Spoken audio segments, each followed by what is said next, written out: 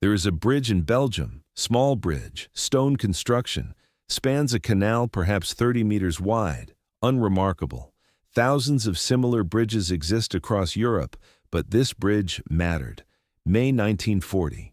German forces advancing, Belgian army retreating, British expeditionary force evacuating. Everything depended on delay, on buying time, on slowing the German advance long enough for evacuation at Dunkirk. This bridge was key. German forces needed to cross, fast. Their timetable was precise. Cross the bridge, advance to coast, cut off Allied retreat. Simple plan. Should have taken hours, did not, because 7 men held the bridge.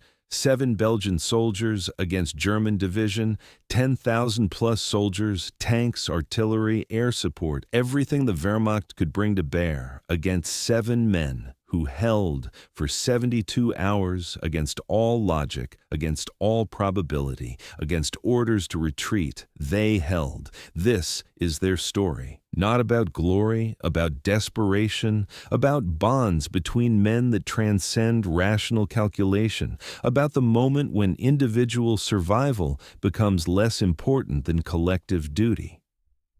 About 7 ordinary soldiers who became something extraordinary because circumstances demanded it. About 72 hours that saved thousands of lives at cost of destroying the men who bought that time. The bridge was at Boudange, small village in eastern Belgium. Canal was military obstacle, not natural river, man-made waterway, 8 meters wide, 3 meters deep, crossable by infantry with effort, but not by vehicles, not by tanks, not by artillery. German mechanized forces needed the bridge. Other crossings existed, but kilometers away, hours of detour. The Germans wanted this bridge, wanted it intact, wanted it now. Belgian High Command knew this, knew the bridge was target, knew it needed to be defended or destroyed. Destroying was easier. Plant explosives, blow it when Germans approached, deny them the crossing.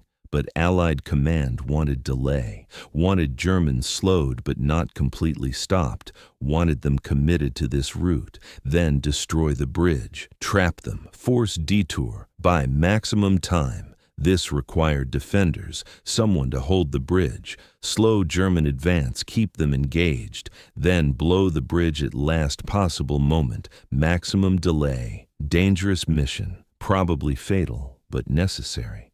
Belgian command assigned full platoon, 40 men, seemed adequate.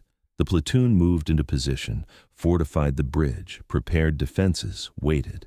Then the orders changed. May 10th, 1940. Germany invaded, everything accelerated. Belgian army overwhelmed, retreating faster than planned. The platoon at Boudange received new orders, fall back, rejoin main force, evacuate, standard retreat.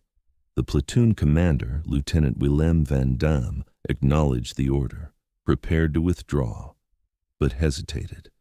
The bridge was wired with explosives. Someone needed to stay, to blow the bridge when Germans arrived, could not leave it intact, could not abandon explosives without detonating them. Van Damme asked for volunteers. 7 men stepped forward, out of 40. 7 who were willing to stay, to wait for Germans, to blow the bridge, to die probably, because withdrawal after detonation would be nearly impossible. Germans would be right there, crossing the canal by other means, hunting the demolition team. Survival was unlikely. The 7 men who volunteered were unremarkable. Average soldiers, not elite troops, not heroes with previous decorations, just ordinary men. Private First Class John Hendricks, age 23, farmer before the war. Private André Dubois, age 21, factory worker. Corporal Louis Bertrand, age 27, school teacher. Private Marcel Fontaine, age 19, youngest, barely out of training. Private Georges Lambert, age 25, mechanic. Private Henri Rousseau, age 24, clerk. And Sergeant Thomas Mercier, age 29, Career soldier, squad leader, eldest of the group, de facto leader of the volunteers. Van Damme accepted the volunteers, gave Mercier command, issued final orders, hold the bridge as long as possible, blow it when German armor appears, then withdraw if possible, rejoin Belgian lines. The platoon withdrew. The 7 men stayed, alone, waiting. The first Germans appeared May 11th morning. Reconnaissance, motorcycle troops, 6 men, fast-moving, scouting. They approached the bridge carefully, saw it was defended. The 7 Belgians were concealed in prepared positions, stone walls, sandbag bunkers, good cover. The Germans did not know how many defenders. Could have been 7, could have been 70. They withdrew, reported a main force, bridge defended, unknown strength. The German response was overwhelming. Full battalion, 800 men, supported by artillery. Orders were clear: take the bridge, intact if possible, destroy defenders, move fast. The battalion attacked that afternoon. Artillery bombardment first, 30 minutes, shells falling around the bridge. The 7 Belgians hunkered down. Stone walls protected them. Sandbags absorbed shrapnel. No casualties. But terrifying, ground shaking, ears ringing, dust everywhere. Then the bombardment stopped. Infantry assault began.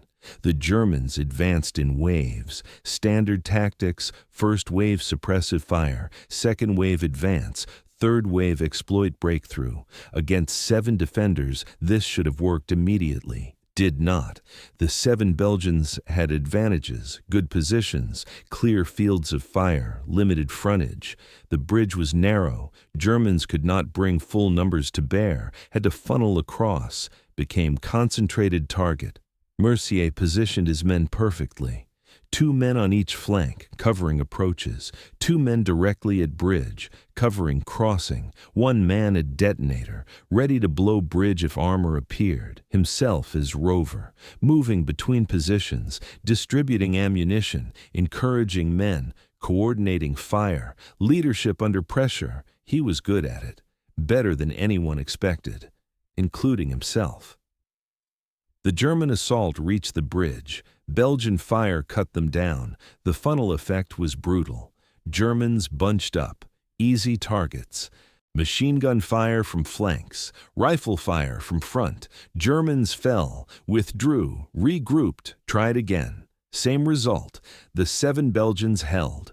First day, the Germans made 4 separate assaults. All failed. Casualties were heavy. German commanders were frustrated. This should have been easy. Was not. Night came. The 7 Belgians assessed situation. No casualties. Ammunition adequate. Position intact, but surrounded. Germans were everywhere. Withdrawal impossible. They were trapped. Mercier gathered the men. Discussed options, could surrender, could attempt breakout, could stay and fight. Vote was unanimous: stay and fight. They had mission: hold the bridge, blow it when armor appears. Until then, hold. The men shared rations, talked quietly about families, about homes, about lives before war. Jean talked about his farm, the spring planting he was missing. André talked about his girlfriend. They were supposed to marry in June. Marcel talked about his students, hoped they were safe. Georges talked about fixing cars, loved the work. Henri talked about nothing much, just listened. Youngest, Marcel, was quiet, scared. The others tried to reassure him. Sergeant Mercier told stories, kept morale up, kept them focused. They slept in shifts, expecting attack at any moment. Night passed quietly. Germans were planning. May 12th, morning. German artillery resumed, heavier this time, multiple batteries, systematic destruction of Belgian positions. The stone walls began to crumble. Sandbags were torn apart. The 7 men took casualties. Jan was hit by shrapnel, leg wound, not fatal, but mobility compromised. Henri bandaged him. They had minimal medical supplies, morphine, bandages, not much else. Jean insisted he could still fight, propped himself in position, kept firing. The German assault that afternoon was largest yet, full battalion, coordinated artillery preparation, then infantry from multiple directions, attempting to overwhelm through sheer numbers. The 7 Belgians fired desperately. Ammunition expenditure was enormous. They were rationing earlier. No time for rationing now. Fire everything. Stop the assault. The Germans reached the bridge. Hand-to-hand combat, grenades, bayonets, desperate close quarters fighting. André was killed, shot through the chest at point-blank range. First casualty. The others fought harder, drove Germans back. André's body lay in their position. No time to move it, no time to mourn. Keep fighting. The assault failed. Germans withdrew, again. But the cost was mounting. 6 men left. Ammunition depleting. Positions damaged. Casualties increasing. That night was darker. André's death made it real. This was not adventure, not heroic stand. This was death. Slow, coming for all of them. They knew it, talked about it. Mercier asked if anyone wanted to surrender, try to escape. No one did. They had come this far, would finish it, for André, for the mission, for reasons they could not fully articulate but felt deeply. Marcel, the youngest, broke down, cried. The others led him. Henri sat with him, arm around shoulders, no words, just presence. After a while, Marcel stopped, apologized. The others told him no apology needed. They were all scared, all feeling it. Marcel's honesty was relief, permission to acknowledge fear without shame. They stayed together that night, close, physical proximity as comfort, brothers in everything but blood. May 13th, morning. German commanders changed tactics. If infantry could not take the bridge, armor would. Tanks arrived. 3 Panzer IIIs, light tanks. But more than enough to destroy the Belgian position. This was the moment. Tanks meant blow the bridge. Mission accomplished. The Belgians prepared detonator. Mercier at the plunger, waiting for optimal moment. Tanks approaching, 200 meters, 100 meters. He hesitated. Something felt wrong. Then he saw why. Behind the tanks, German engineers, bridge inspection team. They were planning to capture the bridge intact, disarm the explosives, use it immediately. If Mercier blew it now, he would catch the tanks, but the Germans would just bridge the canal elsewhere. But if he waited, let the engineers approach, blow it when they were committed, maximum casualties, maximum delay as they reorganized, better tactical result, but higher risk. Tanks would fire on Belgian positions while engineers worked. The 6 remaining men would be exposed, vulnerable, probably killed before detonation. Mercier explained to the others, asked their opinion, unanimous, wait, hit them harder, buy more time. The tanks opened fire, 37mm shells, precise, devastating against stone walls and sandbag bunkers. Louis was killed instantly. Direct hit on his position, obliterated, nothing left to bury. Georges was wounded, shrapnel through abdomen, serious, bleeding heavily. He stayed in position, kept firing, knew he was dying, wanted to make it count. The German engineers reached the bridge, started examining the explosives, careful work, trying to disarm them. Mercier watched through broken wall, counted. 8 engineers, plus tank crews, plus infantry support, maybe 30 Germans total in immediate kill zone. He waited. Let them commit, let them relax, think they were safe. Then he hit the detonator. The explosion was massive. The bridge disintegrated. Stone, steel, explosives, bodies. Everything vaporized in one massive detonation. The shockwave knocked down the remaining Belgians, deafened them. The canal filled with debris. The tanks were damaged, not destroyed, but disabled. Tracks broken, armor dented, crews stunned. The engineers were gone, simply gone, vaporized. The infantry support was devastated. Shrapnel from the bridge itself became weapons, stone fragments moving at explosive velocity. Dozens of Germans killed. wounded. The crossing was denied, completely, absolutely. But the 5 remaining Belgians were exposed. Their positions were destroyed by the detonation. They had been close to the bridge. The blast damaged their cover.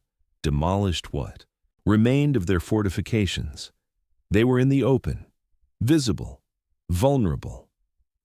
German forces, despite casualties, still numbered hundreds. They assaulted immediately, vengeful, angry. The Belgians had inflicted heavy losses, made them look incompetent. Germans wanted blood. Henri was killed in the first rush, shot multiple times, fell without sound. Jan, already wounded from day before, was hit again. Chest wound, fatal. He knew it. Told Mercier to leave him, take the others, run.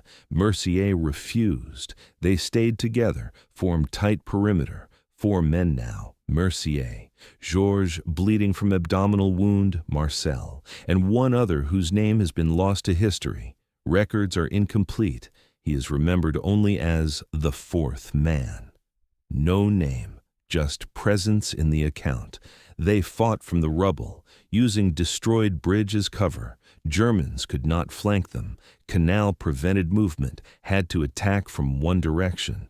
The 4 Belgians made them pay for every meter, but ammunition was nearly exhausted. Georges died from his wounds, bled out, died quietly. Mercier held his hand, felt him go. No time to process, keep fighting. 3 men left, Mercier, Marcel, the 4th man. German assault was continuous now, no pause, just pressure, constant, overwhelming. The Belgians had perhaps 50 rounds total. Between all 3, they waited. Let Germans close, fired carefully. Every shot counted, every round had to kill or wound. Marksmanship under extreme pressure. They were good. Farm boy, student, unknown soldier, and career sergeant, all shooting like experts because desperation sharpened skills beyond training. The Germans brought up flamethrower, brutal weapon, terrifying, stream of burning fuel, range 30 meters. The Belgians saw it coming, knew what it meant. They had no defense against it. Mercier made decision, final stand. All 3 would charge into German lines, die fighting rather than burning. Better death, cleaner, more like soldiers, less like animals. They fixed bayonets, checked last rounds, looked at each other. No speeches, no dramatic words, just nods, understanding. They had done what they could, mission accomplished, bridge destroyed, time bought. Now death came. Accept it, face it, together they charged. The 4th man died first, shot immediately, fell forward. Momentum carried him several meters, died in German trenches, among the enemy. Marcel died second, made it further, firing, bayoneting, fighting with everything. Took 4 Germans with him, finally fell. Shot from multiple directions, died surrounded by bodies he created. 19 years old, never saw his 20th birthday. Mercier kept going, survived longest, reached German command post, killed 2 officers with bayonet, was shot multiple times, fell, was shot again, point blank, multiple soldiers firing, making sure. He died hard, fighting every second. The Germans who killed him later said he was the bravest man they ever faced, enemy but respected. Honored by the soldiers he tried to kill. The 7 Belgians were dead. All of them. The bridge was destroyed. The canal crossing denied. German advance stalled. 72 hours, 3 days. 7 men against division. They held. Against every odd, against rational expectation, they held. And in holding, they bought time. Time for thousands of Allied soldiers to reach Dunkirk, to evacuate, to survive, to fight another day. The 7 died, but their death bought life for thousands. German commanders later analyzed the engagement. How did 7 men hold against division for 3 days?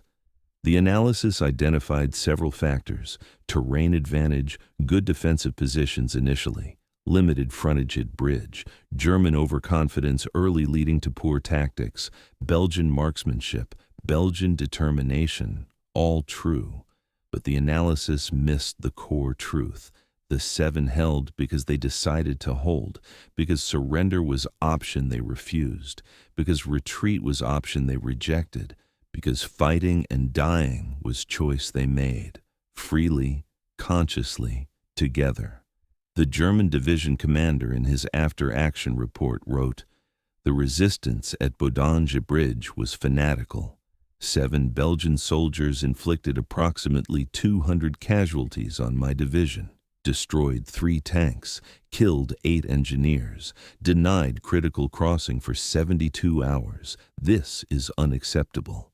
Individual courage of defenders was extraordinary. Tactics were sound. Position was well utilized. Our approach was inadequate. We underestimated defenders repeatedly, adjusted too slowly, cost us dearly. Recommend immediate recognition of enemy capability regardless of apparent force size. This from enemy commander. Recognition of the 7 men's achievement, not propaganda, clinical military analysis. 7 men fought division to standstill for 3 days. That is historically significant, tactically important, strategically meaningful. Those 72 hours contributed to Dunkirk's success. Thousands of Allied soldiers escaped who would not have without that delay. The 7 men saved thousands through their sacrifice, directly, measurably, absolutely. The Belgian government recognized this. After the war, the 7 were awarded highest military honors, Knight of the Order of Leopold, Croix de Guerre, commemorative medals. Their families received pensions. The bridge site became memorial, annual ceremony, flowers, speeches, remembrance. The 7 became national heroes, schools named after them, streets, parks. Their story taught to children, symbol of Belgian resistance, of courage against odds, of duty above survival. But the story is more complex than heroism. The 7 men were heroes, but they were also victims of war, of circumstance, of impossible situations that offer only terrible choices. They chose to stay, but the choice was between dying at the bridge or living with knowledge they abandoned their duty. For men like Sergeant Mercier, that was no choice at all. Death was preferable to dishonor. Not because he was hero, because he was human, because he had values that mattered more than survival. That is not unusual. That is common. Most people have values they would die for. Usually they are not tested. The 7 were tested. They answered. The family struggled after. John's wife never remarried, kept the farm, alone, raised their children, told them about their father, the hero. But privately she was angry at the war, at Belgium, at the choice that took her husband. She was proud, but also bereft. André's fiancé married someone else eventually, but named her son André, in memory. Never forgot her first love. Louis' students remembered him. Decades later, his former students visited the memorial, placed flowers, thanked him for what he taught them about duty, about courage, about standing for what matters. Georges' family received his mechanic tools. Among his effects, blood-stained. They kept them, never used them, just kept them. Physical connection to him. Marcel's mother never recovered, lost her baby, her youngest. He was 19. She lived another 30 years, visited his memorial every week. Without fail, rain, snow, sickness, nothing stopped her. Henri's clerk's desk at his office was kept empty for a year. His employer said it was not respect, it was belief that Henri would return, that reports of death were mistake. After a year, reality accepted. Desk was reassigned, but plaque was placed, in memory. The 4th man, whose name is unknown, is remembered anonymously. At the memorial, 6 names are inscribed. The 7th says simply, "Unknown soldier of Bodange Bridge, hero unnamed but not forgotten." His family, whoever they were, may never have known where he died, how he died. may have spent years hoping for news, for return, for closure. They likely never got it. The war swallowed many, left families wondering forever. The fourth man is one of thousands, unknown, unmourned except collectively. But his service was no less valuable. His sacrifice no less real. Name or no name, he held the bridge. He died with his brothers. He mattered. The 7 men who held the bridge for 72 hours were ordinary, made extraordinary by circumstances and choice. They were not supermen, not tactical geniuses, not legendary warriors. They were farmer, factory worker, teacher, mechanic, clerk, student, and sergeant. Regular people who did a regular thing, who faced division with 7 rifles, who held 3 days, who died to their last man, who saved thousands through their stand. This is the nature of war. It takes ordinary people, puts them in extraordinary circumstances, demands impossible things. Some break, some run, some surrender, some hold. The 7 held, not because they were special before the bridge, but because they chose to become special at the bridge, through decision, through action, through refusal to quit even when quitting was rational. They held because holding mattered more than living. Simple as that, profound as that. Their story deserves remembering, not to glorify war. War is horror. The 7 did not die gloriously. They died violently, painfully, probably, terrified, certainly suffering. Death in combat is not noble, it is awful. But choosing to stand despite fear, despite pain, despite certainty of death, that is noble. That choice transforms ordinary into extraordinary. The 7 made that choice, lived and died by it. For that, they deserve honor, remembrance, gratitude. 72 hours, 7 men, 1 bridge, against division, they held. And in holding, they saved thousands. Bought time, measured in lives rescued. That is their legacy, not the death, the life. The thousands who lived because 7 died. Because a bridge held when it should have fallen, because ordinary men became extraordinary when circumstances demanded it, because humanity at its best chooses sacrifice over survival when the choice protects others. May the 7 rest in peace. May their families find pride in grief. May their story endure as long as people remember that courage is not absence of fear, but persistence despite fear. That heroism is not seeking death, but accepting it when duty demands. That brotherhood transcends blood when men face death together and choose to stand rather than run. The bridge at Bodange, the 7 men, the 72 hours. Remember them, honor them, learn from them, and understand that war creates these moments not because war is good, but because humans are capable of greatness even in worst circumstances, even when dying. Especially when dying for others. The 7 died, thousands lived. That is the arithmetic. That is the truth. That is the story that must not be forgotten. 7 men, 72 hours, 1 bridge, eternal honor, never forget. The tactical analysis of Bodong Bridge reveals layers beyond simple heroism. Modern military historians study this engagement as case study in defensive combat against superior forces. The 7 Belgians employed principles that remain valid today. Understanding their tactical choices provides insight into why they succeeded against impossible odds. The first principle was terrain exploitation. The bridge was natural choke point. Germans needed to cross narrow front, could not deploy full strength simultaneously. This forced them into concentrated formations, made them vulnerable to even limited defensive fire. Mercier recognized this immediately, positioned his men to maximize fields of fire, created interlocking coverage. No approach to bridge was safe. Every German advance faced fire from multiple angles. This force multiplication was critical. 7 men achieved firepower effect of much larger unit, through position optimization. The second principle was ammunition discipline. The 7 Belgians had limited ammunition, perhaps 2,000 rounds total initially. Against division, this could be expended in hours if fired carelessly.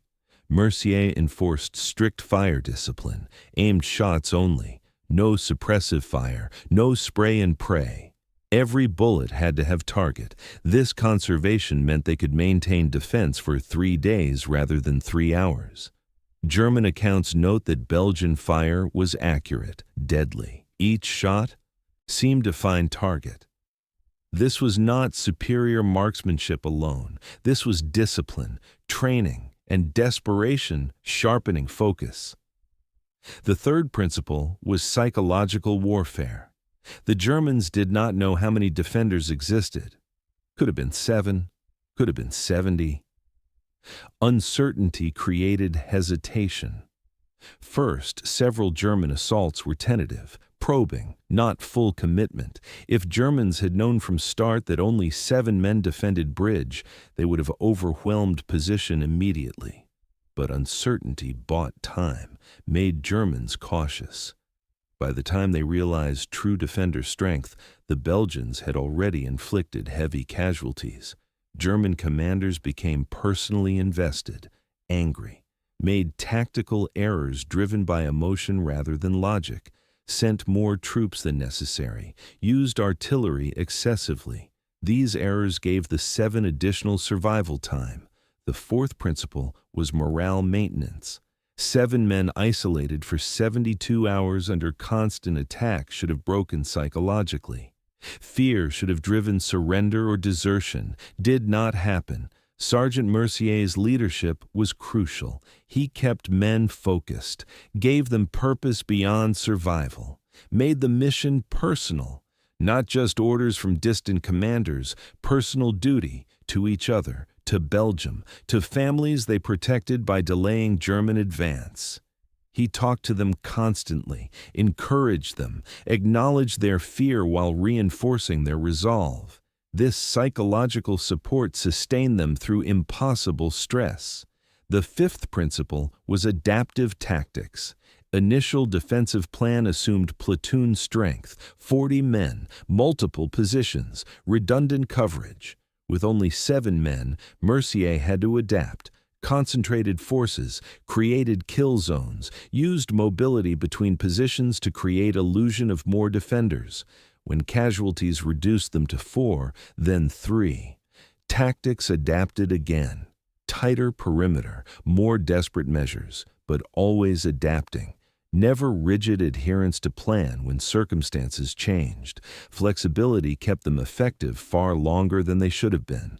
These principles are taught at military academies today. Bodanger Bridge is textbook example of successful defense against overwhelming odds. But academic analysis misses human element. The 7 were not calculating tactical theorists. They were frightened men making decisions under extreme stress with incomplete information and certainty of death. That they made correct decisions repeatedly is remarkable. That they maintained discipline and cohesion for 72 hours is extraordinary. That they never surrendered despite multiple opportunities is testament to something beyond tactics, to human will, to bonds between men that military science cannot quantify but must acknowledge. The German division that fought at Bodange included veterans of Poland campaign, experienced soldiers, good officers, proper tactics. They should have taken the bridge in hours. They failed for 3 days. Why? Post-war interviews with German survivors provide perspective. One former German soldier said, "We thought it would be easy. First assault we expected to walk across. They cut us down. We were shocked. Tried again. Same result. Our commanders were furious, sent more men, more artillery. Nothing worked. Those Belgian bastards would not die, would not surrender, just kept fighting. We respected them, hated them, but respected them. They made us look like fools. 7 men against division, and they won." Another German veteran. I saw Mercier charge. The sergeant, he was already wounded, bleeding, should have been dead. But he came at us with bayonet, screaming. I shot him. Others shot him. He kept coming. Killed 2 officers before he fell, then kept moving. We shot him again, multiple times, finally stopped. I have seen many brave men, but never anyone like that. He would not accept death, fought until his body could not continue. That is warrior, enemy, but warrior. These testimonies from enemy soldiers are important. They confirm the accounts, verify that the defense was as fierce as Belgian sources claim, but they also reveal something about war. Enemies can respect each other, can recognize courage even in those they kill. The Germans who fought at Bodange honored their opponents, not during battle. During battle they tried to kill them, but after, in memory, in stories told decades later. They acknowledged that the 7 Belgians were extraordinary. That assessment from men who fought them carries weight. The broader strategic impact of Bodange Bridge is documented in Allied records. Operation Dynamo, the Dunkirk evacuation, required time, days, to organize, to execute, to extract 338,000 troops from beaches under German pressure. Every hour mattered. Every delay in German advance saved lives. Bodange Bridge bought 72 hours, not alone. Other defensive actions contributed. But Bodange was one of several critical delays that accumulated into sufficient time for evacuation success. British military historians calculate that delays like Bodange contributed approximately 15,000 additional evacuees. 15,000 soldiers who would have been captured or killed if German advance had proceeded on schedule. These 15,000 returned to fight later. In North Africa, in Italy, in Normandy. Their contributions to Allied victory were substantial, and they existed to make those contributions because 7 Belgians held a bridge for 72 hours in May 1940. This calculation is somewhat speculative, cannot prove exact number of lives saved, but the correlation is clear. Delays during retreat phase of Battle of France enabled Dunkirk success. Bodange was one such delay, therefore contributed to evacuation success, therefore saved lives. How many exactly? Unknown, but thousands. Conservative estimate, possibly more. The 7 men died, thousands lived. Direct causation, measurable impact. Their sacrifice had meaning, had effect, mattered. The psychological impact on Belgian resistance should not be underestimated. May 1940 was disaster for sure. Belgium, invaded, overwhelmed. King Leopold III ordered surrender May 28th. Belgian army ceased organized resistance. Country occupied for 4 years. Dark time. But the story of Bodange Bridge spread. Resistance fighters told it. Underground newspapers published it. Became symbol, proof that Belgians could fight, could resist, could make Germans pay price. 7 men held division. If 7 could do that, what could thousands do? The story inspired, gave hope, motivated resistance. One resistance fighter wrote in 1943, "When things seem impossible, I remember Bodange. 7 men, 3 days. They did the impossible. So can we." Their example shows us that determination matters more than numbers, that courage can overcome odds, that Belgians do not surrender easily. The bridge is gone. The 7 are dead, but their spirit lives in us, in everyone who refuses to accept occupation, who fights back, who resists. We honor them by continuing their fight. This spiritual legacy is difficult to quantify, but it mattered. Resistance movements need symbols, need stories, need proof that individual actions can affect outcomes. Bodange provided this. The 7 became more than soldiers. They became myth, legend, inspiration. Their actual tactical achievement was impressive. Their symbolic value was greater. They represented Belgian national character, resilience, stubbornness, willingness to fight against odds. These qualities sustained resistance for 4 years. The 7 contributed to that resistance by example, by dying in a way that inspired others to live and fight. The families of the 7 became part of the story. They were treated as heroes by association, given respect, support. But this was burden as well as honor. John's widow struggled with the attention. She was proud of her husband, but also angry. He died because of military incompetence, because retreat was poorly planned, because 40 men should have been there, but only 7 stayed. She blamed commanders, blamed Belgium, blamed war itself. Her pride was complicated by grief and anger. This complexity is normal. Families of heroes often feel contradictory emotions. Pride and resentment coexist, honor and bitterness, support and abandonment. André's fiancée never fully recovered emotionally. She married eventually, had children, but friends said she was never quite present, always somewhere else mentally. With André, perhaps, with what might have been, her husband understood, accepted it, but it colored their marriage. She did her duty as wife and mother, but her heart remained at Bodange Bridge, where her first love died. This is tragedy beyond the tactical. The 7 died, but their loved ones suffered for decades. Grief does not end with funeral. It persists, changes, but never fully disappears. Louis' students organized memorial scholarship in his name for students studying education, awarded annually, still exists today, 80-plus years later. Students who never met Louis receive educational support in his memory. This is legacy. His death teaching. His sacrifice enabling others to learn. Appropriate for teacher, even in death, still teaching, still giving, still making difference. Georges' tools, kept by family, were eventually donated to Belgian War Museum. On display today, blood-stained wrench, hammer, screwdriver, physical object that Georges touched, used, carried to war. They represent his civilian life, his skills, his humanity beyond soldier role. Museum visitors see these tools, read his story, understand that he was person, not just casualty number, not just hero in abstract, but mechanic who loved his work and died defending bridge. The tools make him real, make his sacrifice personal.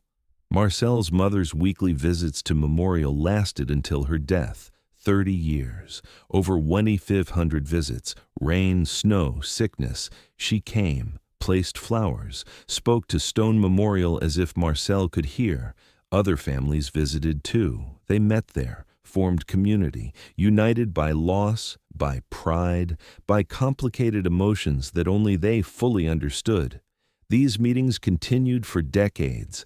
Last survivor was André's fiancée. She died 2003, age 83. Her funeral was held at Bodange Bridge. At her request, buried wearing engagement ring André gave her in 1940. She waited 63 years to join him, finally together. In death, if not in life. Henri's office plaque remained until building was demolished 1987. 47 years after his death, the new building, modern office complex, has different plaque, commemorating not just Henri but all Belgian workers who served and died. Henri is one name among hundreds, but he is there, remembered, his sacrifice acknowledged, his service honored. Small memorial, but permanent. That matters. The 4th man, unknown soldier, has no individual memorial, no family visits, no personal artifacts in museums, but he is part of collective memory. The 7 includes him, always. When people say, the 7 who held the bridge, he is counted, unnamed but not forgotten, unknown but honored. That is important.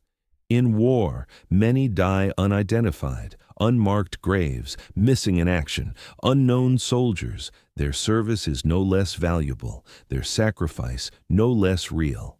The fourth man represents all of them, all the unknowns who fought and died and have no name on memorial, but who mattered, who contributed, who deserve remembrance even if specific identity is lost. The annual ceremony at Bodange Bridge continues, every May 13th, marking the final day, the detonation, the last stand. Government officials attend, military representatives, school children, families. Flowers are placed, names are read, 6 names, and unknown soldier. Each name followed by moment of silence, then speech, usually by veteran, sometimes by historian. Always emphasizing the same themes: courage, sacrifice, duty, the cost of freedom, the debt we owe. These ceremonies are important, not just as remembrance, as teaching. New generations learn about the 7, learn what they did, why it mattered. Learn that ordinary people can do extraordinary things, that courage exists, that sacrifice for others is highest human calling. These are lessons every generation needs. The 7 provide concrete example, not abstract principle. Real men, real actions, real consequences. The story educates, inspires, motivates. But there is danger in these ceremonies too. Risk of romanticizing war, of making death seem glorious, of encouraging young people to see war as adventure, as opportunity for heroism. The organizers try to balance, to honor the 7 without glorifying war, to recognize their courage without promoting violence, to remember sacrifice without encouraging more sacrifice. Difficult balance, not always achieved, but attempted, because the 7 would not want their deaths to inspire more deaths. They would want their deaths to inspire prevention of war, to inspire commitment to peace, to inspire diplomacy and negotiation and compromise. Anything to avoid putting more young men in impossible situations where death is the only option. This tension between honoring military sacrifice and opposing war is eternal. Veterans understand it. They know war is horror. Know that heroism is often just survival instinct in impossible circumstances. Know that the dead are not heroes who sought glory, but victims who had no choice. Yet veterans also know that courage is real, that some situations demand fighting, that running is not always option, that sometimes you stand and fight because the alternative is worse.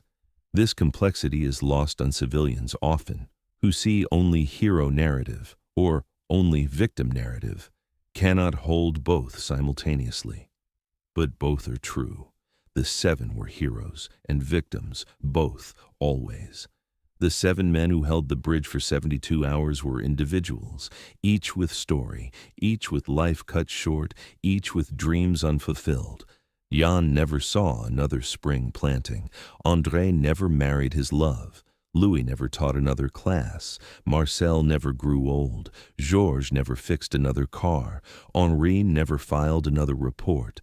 The 4th man never did whatever he did before war. All potential lost, all futures erased. The cost is not abstract, is deeply personal. 7 lives, 7 sets of possibilities, all ended violently at a bridge in Belgium, but their deaths bought life for others. This is the exchange, the terrible mathematics of war. Some die, so others live. Is it worth it? Who can say? The saved certainly think so. Their descendants think so. But the dead cannot answer, and the bereaved struggle with the question forever. Was it worth losing husband, fiancé, son, brother, friend? For strategic delay, for tactical advantage, for lives of strangers? The question has no satisfying answer, only necessary answer.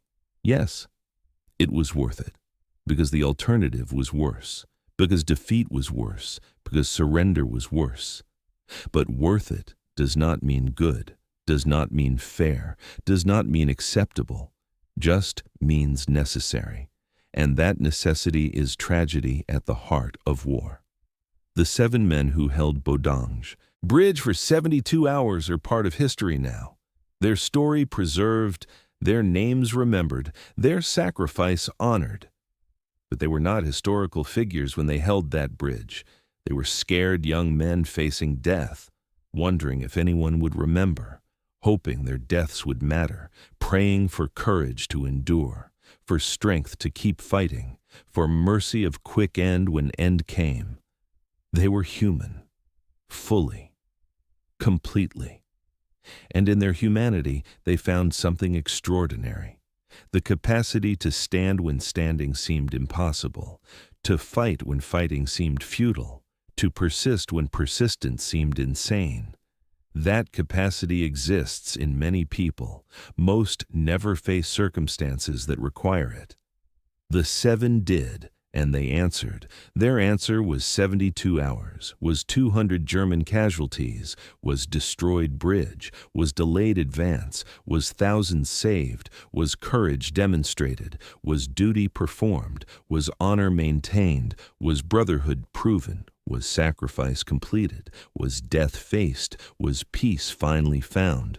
After 72 hours of hell they found peace, in death, together, as they fought, as they lived those final days, as brothers, as heroes, as victims, as men, as 7 who became legend by being exactly what they needed to be, exactly when it mattered most. May they rest in peace. May their families find comfort in their honor. May their story endure. May we learn from their example. May we honor their memory by working to prevent the circumstances that made their sacrifice necessary.